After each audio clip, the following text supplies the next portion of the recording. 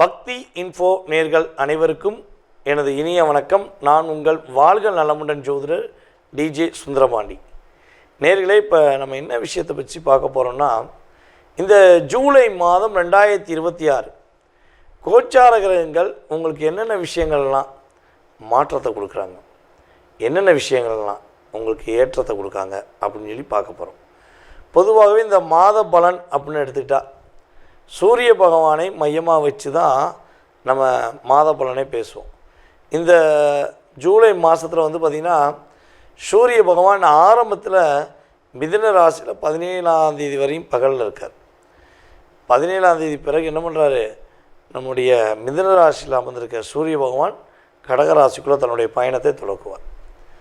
அப்போ மேச ராசியில் யார் இருக்கான்னா செவ்வாய், இந்த மாதம் செவ்வாய் தொடக்கத்தில் அங்கே தான் இருக்கார். ஸோ அதுக்கடுத்து பார்த்திங்கன்னா கடகராசிக்குள்ள குரு பகவான் தொடக்கம், அதாவது இந்த ஜூலை மாதம் தொடக்கத்தில் குரு பகவான் இருக்கார், சுக்கிர பகவான் இருக்கார், அதே போல் புதன் பகவானும் இருக்கார். இந்த சுக்கிர பகவான் பார்த்திங்கன்னா என்ன பண்ணுறாருன்னா 5ஆம் தேதிக்கு மேலே அப்படியே ஜம்மனி சிம்மத்துக்கு போயிடுவார். அதே போல் நம்முடைய புதன் பகவான் என்ன பண்ணுறாரு, 8ஆம் தேதிக்கு மேலே வக்கரம் அடைஞ்சு என்ன பண்ணுறாரு, தன்னுடைய மிதுன ராசிக்குள்ளே பயணத்தை தொடங்குவார். ஓகேவா? அப்போ 17ஆம் தேதி அவர் என்ன பண்ணுறாரு, சூரியன் கடகத்துக்குள்ளே குருவோடு இணைந்த சூரியனாக செயல்பட ஆரம்பிச்சிருவார். இவர் சுக்கிரன் என்ன பண்ணுறாரு, கேதுவோடு இணைந்த சுக்கிரனாக செயல்படுறாங்கிறது பார்க்குறோம். அதுக்கடுத்து பொதுவாகவே நம்மளுடைய ராகு பகவான் கும்ப ராசியில் இருக்கார். சனி பகவானும் உத்திரட்டாதி நட்சத்திரத்தை கடந்து இப்போ ரேவதி நட்சத்திரத்துக்குள்ளே பயணத்தை போயிருக்கார். அப்போ ரேவதியில் போகக்கூடிய சனி பகவான் இந்த ஜூலை 27ஆம் தேதி அதிகாலையில் தன்னுடைய ரேவதி நட்சத்திரத்தில் பயணம் செய்யக்கூடிய செயல்பாடில் வக்கரம் பெற்று ரேவதியிலே என்ன பண்ணுறாரு, வக்கர நிலையில் பயணத்தை தொடங்க போகிறார். ஸோ இந்த கிரகங்களுடைய அமைப்பின் ரீதியாக உங்களுக்கு என்ன நடக்க போகுது, நீங்கள் என்னென்ன விஷயங்களை கவனமாக இருக்குங்கிறத தெளிவாக பார்ப்போம். வாங்க வீடியோக்குள்ளே போகலாம். கடக ராசி அன்பர்களுக்கு இந்த ஜூலை மாதத்தில் கோச்சார கிரகங்கள் கொடுக்க போகின்ற நன்மைகள் என்ன? இந்த மாதம் பார்த்திங்கன்னா ஜூலை மாதம் ஒரு சிறப்பான மாதம்னு சொல்லலாம். ஏன்னா கிட்டத்தட்ட பார்த்திங்கன்னா இந்த மாதத்தில் தான் நம்முடைய குரு பகவான் ஆல்ரெடி ராசிக்குள்ளே இருக்கார். அதே போல் பார்த்திங்கன்னா சுக்கிர பகவானும் இந்த மாதம் தொடக்கத்தில் உங்களுடைய ராசியில் இருப்பார். இதுக்கு அடுத்தபடியாக இன்னொரு விஷயம் என்ன பார்த்திங்கன்னா, புதன் பகவானும் என்ன பண்ணுறாரு, இந்த மாதம் தொடக்கத்தில் ராசிக்குள்ளே தான் இருக்கார். சூரிய பகவான் என்ன பண்ணுறாரு, 17ஆம் தேதிக்கு அப்புறம் உள்ளே வர்றாரு. அப்போ எத்தனை கிரகங்களுடைய செயல்பாடு உங்களை டச் பண்ணுதுன்னா, 4 கிரகங்கள் உங்களுடைய ராசியை டச் பண்ணுறாங்கங்கிறது உறுதி. ஸோ அப்போ யார் யாரெல்லாம் எந்தெந்த விஷயங்கள்லாம் உங்களுக்கு மிகப்பெரிய மன அழுத்தம், மனவேதனை, அதே போல் ஒரு போராட்டம், என்ன பண்ணே தெரியல, எப்படி சமாளிக்கனே தெரியல அப்படிங்கிற நிலைமை இருந்தால் அந்த நிலை மாறப்போகுது. உங்களுடைய எல்லா விதமான முயற்சியிலும் என்ன பண்ண போகிறீங்க, நீங்கள் வெற்றி பெறக்கூடிய ஒரு அற்புதமான தன்மையில் இந்த மாதம் எதிலும் சாதனை அப்படிங்கிற விஷயத்தை கிரகம் உங்களுக்கு உணர்த்துது. ஏன்னா நீங்கள் ஒரு லிஸ்ட் எழுதிக்கோங்களேன். இப்போ ஜூலை மாதம் 1ஆம் தேதியிலேருந்து எழுதி வச்சுக்கோங்க, நான் வீட்டுக்கு பொருள் வாங்கணும், பொருள் வாங்குறது கொஞ்சம் கஷ்டமாக இருக்குது அப்படின்னு எழுதிங்கன்னா, இந்த மாதம் எண்டுக்குள்ளே என்ன உங்கள் வீட்டுக்கு தேவையான பலசரக்கோ அல்லது உங்கள் வீட்டுக்கு தேவையான பொருட்களை நீங்கள் வாங்கக்கூடிய அளவுக்கு உங்களுக்கு பொருளாதாரத்தில் ஒரு மாற்றம் வரும். அதே போல் இந்த காதலை சொல்லலாமா வேண்டாமான்னு யோசிச்சுக்கிட்டே சொன்னால் பிரச்சனையாயிருமோ, சொல்லலைன்னா கஷ்டமாயிருமோ அப்படிங்கிற மன வலி வேதனை யாராவது கடகராசிக்காரங்க ஃபீல் பண்ணுறீங்கன்னா கவலையே பட வேண்டாம். இந்த மாதம் ஜூலை மாதத்தில் காதல் வெற்றி பெறக்கூடிய ஒரு அற்புதமான மாதமாக இருக்குது. சார், என்னுடைய வீட்டில் உள்ள என்னுடைய உறவுகள் என்னை காதல் பண்ணுவாங்களா, என் மேலே அக்கறை காட்டுவாங்களா? இங்கே காதல்னோடனே ஆண் பெண் உறவு மட்டுமே காதல்னு நம்ம சொல்ல முடியாது. கூட பிறந்த உறவு, பெற்ற தாய் தகப்பன், கட்டின மனைவி, கட்டின கணவர், குழந்தைகள் எல்லாமே காதல் பண்ணலாம் நம்மளை. ஸோ அப்படிப்பட்ட ஒரு உன்னதமான காதலை பெறக்கூடிய ஒரு அற்புதமான மாதம் நம்முடைய கடகராசி என்பவர்களுக்கு கிரக ரீதியாக கிடைக்க போகுது. உங்கள் வீட்டுக்காரர் உங்களை இவ்வளோ நாள் கண்டுக்கிறாமல் இருக்கார், நீங்கள் எவ்வளவோ கேர் பண்ணி, எதாவது சொல்லணும்னா, சார் குட்டிக்காரன்னு அடித்து பார்த்துட்டேன் சார், ஆனால் என்னை கேர் பண்ணல அப்படிங்கிற நிலை இருந்தாலும் அந்த நிலை மாறக்கூடிய தன்மையில் இந்த மாதத்தில் கோச்சார கிரகங்கள் சூப்பராக ஒரு வாய்ப்பை உங்களுக்கு கொடுக்காது. அதே போல் சொந்த தொழில் செய்து கொண்டு தொழிலில் ஒரு கவனம் செலுத்த முடியாமல், சிந்தனை செய்ய முடியாமல், நிறைய அழுத்தங்களும் நிறைய குழப்பங்களும் இருந்தால் அந்த குழப்பங்கள் எல்லாம் மாறி மிகப்பெரிய ஒரு தந்திரங்கள் மூலமாக என்ன பண்ண போகிறீங்க, உங்கள் தொழிலில் வெற்றி பெறக்கூடிய ஒரு வாய்ப்பு கிரக ரீதியாக உண்டு. நீங்கள் ஒரு விஷயத்தை நல்லா புரிஞ்சுக்கணும். இந்த மாதம் பார்த்திங்கன்னா உங்களுடைய வேலை பார்க்குற இடத்துலையும் சரி, உங்களுடைய சொந்த தொழிலையும் சரி ஒரு பெரிய ஏற்றத்தை சந்திப்பீங்க. இடம் விட்டு இடம் மாறி போகக்கூடிய சூழ்நிலை உண்டு.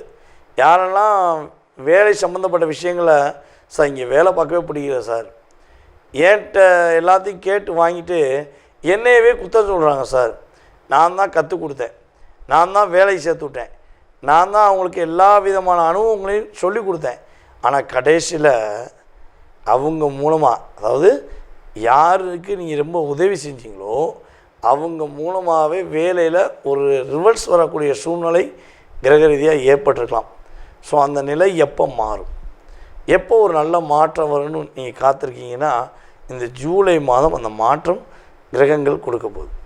சரி, நீங்கள் என்னென்ன விஷயங்களில் கவனமாக இருக்கணும் அப்படின்னா, இந்த பணம் கொடுக்குற வாங்குற விஷயங்களில் கவனமாக இருங்க. மற்றவங்களுக்கு வாக்கு கொடுக்குறதுல கவனமாக இருங்க. ஏன் இந்த ரெண்டையும் சொல்கிறேன்னா, தன குடும்ப வாக்குஸ்தானம் என்று சொல்லக்கூடிய சிம்ம ராசியில் தான், அதாவது உங்கள் ராசிக்கு 2ஆம் இடம்னு சொல்லக்கூடிய சிம்ம ராசியில் தான் என்ன பண்ணுறாரு கேது பகவான் ஜம்முன்னு டிசம்பர் மாதம் வரையும் உட்காந்துருக்கு. ஸோ டிசம்பர் ஸ்டார்டிங் வரையும் அவர் அங்கே இருக்கிறதுனால நம்முடைய கடகராசிக்காரங்க கொஞ்சம் வாக்கு கொடுக்குறதுல கவனமாக இருக்கணும். எங்கேயா பணம் கொடுத்து லாக் ஆகிருக்கீங்கன்னா, உங்களுடைய பழைய பாக்கியே வரலன்னு யோசிச்சுருக்கீங்கன்னா நீங்கள் ஒன்றுமே இல்லைங்க.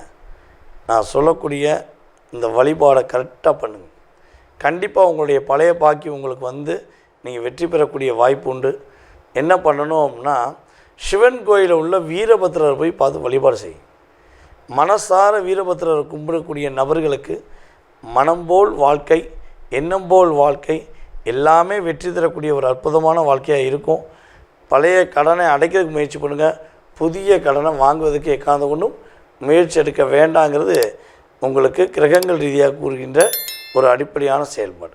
நேர்களே, இவ்வளோ நேரம் நீங்கள் பொறுமையாக பார்த்தது உங்களுடைய ராசிக்கான கோச்சார கிரகங்கள் ரீதியான கிட்டத்தட்ட ஒரு பொது பலன்.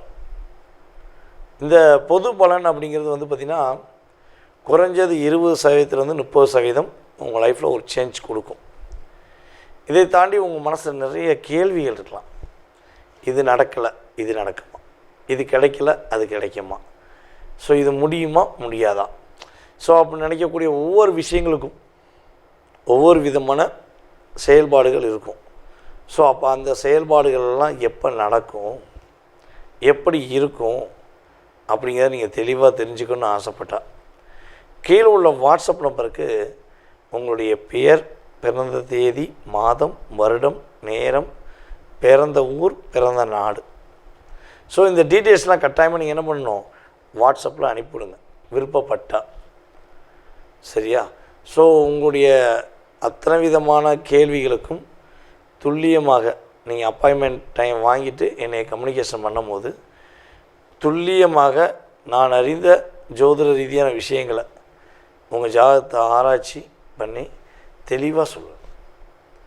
இதில் ஜாதகமே இல்லை சார், என்ன பண்ணலாம், எனக்கான ஒரு அங்கீகாரத்துக்குரிய ஒரு வழிபாடோ பரிகாரமோ இருக்கா அப்படின்னா உண்மையிலே பார்த்திங்கன்னா பிரசனத்தை வச்சு சொல்லிடலாம். உங்களுக்கான வழிபாடு, உங்களுக்கான ஒரு செயல்பாடு, எப்போ நிம்மதி கிடைக்கும் அப்படிங்கிறலாம் சொல்ல முடியும். ஜாதகம் இல்லைன்னு சொல்லி நினைக்கக்கூடிய நபர்களுக்கு இது சரியாக பொருந்தும். ஓகேவா? அதை தாண்டி பார்த்திங்கன்னா பொதுவாகவே நம்ம பிரசனம் பார்க்குறோம், ஜாதகம் பார்க்குறோம், அதே போல் வாஸ்து பார்ப்பீங்களான்னு நிறைய பேர் கேட்காங்க. உறுதியாக வாஸ்துவில் அவ்வளோ அக்யூரேட்டாக சொல்லலாம். உங்களுடைய லைஃப்பை ஒரு மிகப்பெரிய அங்கீகாரம் பெறக்கூடிய தன்மையில் எது ஃபஸ்ட்டு இருக்குன்னா வாஸ்து தான். அது காலி இடத்துக்கும் வாஸ்து பார்க்கணும், கட்டின பில்டிங்குக்கும் வாஸ்து பார்க்கணும், கட்டக்கூடிய பில்டிங் என்னமோ நான் வாஸ்து பார்க்கணுங்கிறதா கிரக ரீதியான உண்மை. நீங்கள் செய்யக்கூடிய எல்லா விதமான முயற்சிகளுக்கும் உங்களுடைய வாஸ்து உங்களுக்கு அங்கீகாரம் கொடுக்கும். வாஸ்து சரியில்லைன்னு வச்சுக்கோங்களேன், அப்படியே புரட்டி போட்ட லைஃபாக மாறிடும். ஜாதகமாச்சும் ஒரு 20% தான் உங்களுக்கு சின்ன சின்ன அடி, ஆனால் வாஸ்து 100% உங்களுக்கு ஒரு லாக் ஏற்படுத்தக்கூடிய தன்மையில் இருக்கும். ஸோ நீங்கள் தெரிஞ்சுக்கணுன்னு ஆசைப்படக்கூடிய நபர்கள் வாட்ஸ்அப் நம்பருக்கு அனுப்புங்க. உங்களுக்கான அப்பாயின்மெண்ட் டைம் கொடுத்து மிக துல்லியமாக தெளிவாக உங்களுடைய கடந்த காலத்தை குறிப்பிட நான் ரெடியாக இருக்கேன். ஸோ வாய்ப்பளித்த நம்முடைய நல்ல உள்ளங்கள் அனைவருக்கும் என்னுடைய மனதார நன்றியை கூறி உங்களிடமிருந்து தற்போது விடைபெறுவது உங்களுடைய வாழ்க நலமுடன் ஜோதிடர் DJ சுந்தரபாண்டி. நன்றி, வணக்கம்.